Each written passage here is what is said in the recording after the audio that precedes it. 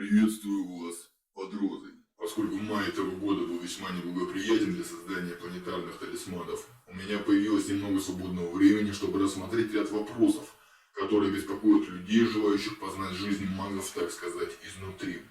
Во-первых, надо определиться с тем, что понимается под магией. Вскоре откроется новый канал на YouTube, посвященный многим интересным темам. И там я приму участие в дискуссии на этот счет. Но пока, я думаю, достаточно сказать, что слово «магия» имеет тот же проиндоевропейский корень, что и русские слова «мощь» и «механика». Соответственно, маг значит великий и могущественный человек, реализующий свою волю с помощью определенных орудий.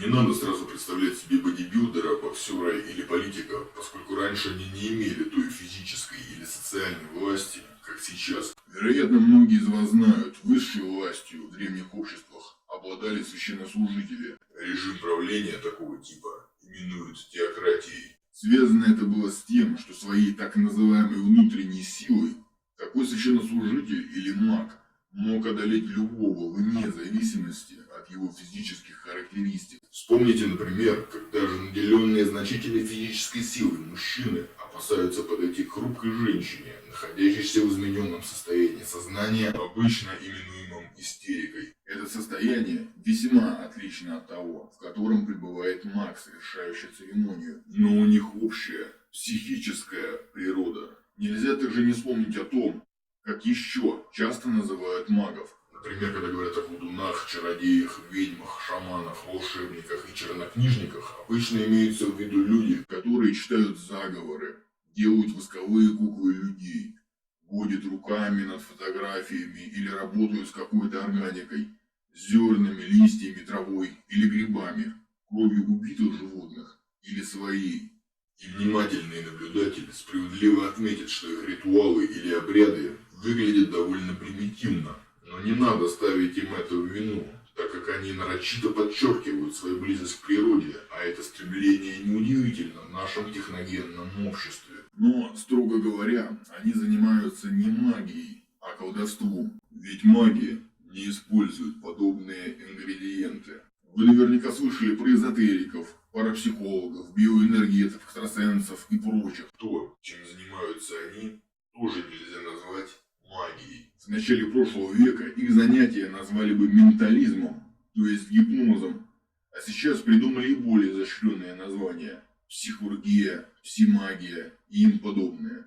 Проще говоря, это психология со смесью йоги и индийских философских концепций, переделанных на понятный современному западному человеку лад, где в большей или меньшей степени преобладают отрывочные научные или оккультные теории. Наконец, оккультизмом называют некоторые системы и практики, которые призваны объяснить место человека в мире причинно-следственных связей, что подразумевает наличие в событиях жизни человека определенной логики, которую часто отрицают представители иных движений, по их собственным словам, из-за сложности в изучении этой самой логики. В то же время мир для оккультиста обладает не только физическим измерением. Оккультизм имеет глубокую связь с философской и религиозной мыслью, но его смысл понимает все меньше и меньше людей, так как изначально некоторые теории называли оккультными, чтобы подчеркнуть их связь с христианством, избежав тем самым преследования инквизиции.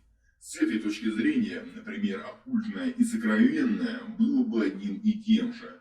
Со временем такое понимание оккультизма стало искажаться, и теперь его путают то с эзотерикой, то с сатанизмом и так далее.